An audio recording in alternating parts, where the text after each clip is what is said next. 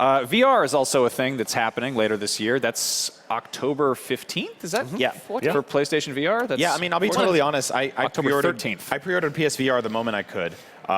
And then I kind of said, why did I do that? Well, tonight they answered that for me. We really freaked out when they showed Star Wars VR. Yeah. I was, my face went numb, and I was clapping so hard.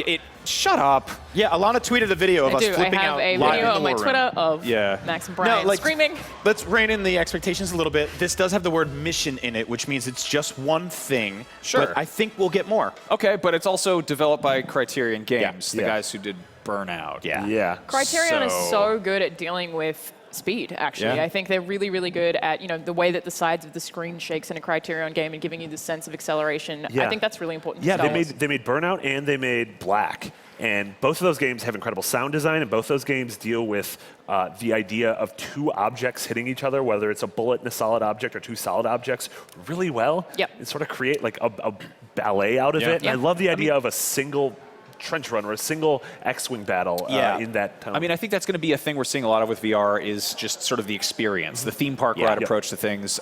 Brian, you say that, VR mission, not get our hopes up, but like, weren't you telling me that you played like the Burnout demo extensively? Yeah, I did actually. It was like when the Xbox 360 launched, it was one of my most played demos, and I just kept playing it over and over to see how many cars I could crash in the 3-minute span. And I see myself doing that with this, where I'd just come home and I'm like, well, today was rough, or I had a bad night, or there was a long commute or something like that. And I'm like, you know what? I'm going to fly an X-Wing for 22 minutes and just put it on my head. I think when we heard about the Battlefront experience at first, people said, well, will I be able to play the first-person shooter mode or dogfight? And I'm like, I don't think we're entirely ready for that yet. Within 5 years, we'll all be so indoctrinated to VR that we'll be able to do stuff like that. But for now, strap me in an X-Wing and let me just fly through space for a few minutes. Right on. We also got to look at Final Fantasy in VR, which seems like goofy and weird and kind of like a little separate thing. Yeah, so you play, the whole thing is through Prompto's point of view. He's one of the 4 party members he's the youngest one. He's sort of brash, and he's always has his camera, and he's always taking pictures throughout the day. A real pervert. He's a real pervert. And he's always nasty. doing, and you see him like at the end of the day. But I love the idea that you're going through these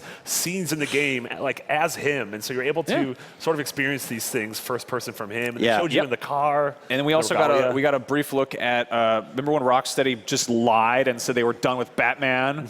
And then we're getting a Batman VR experience. That for me was the best of the VR reveals. I love the Batman Arkham games so much, even Origins. I really liked all of them. I think that this looks absolutely amazing. And just like having, Mark Hamill's Joker voice, tune in there at the start is like, give me that. Okay, well, we got to wrap things up, but Sony announced there's going to be 50 games at launch, or at least, or whatever. And then, of course, there's also, they've got Gamescom and Paris Games Week and Comic-Con and all kinds of other stuff coming up, PSX.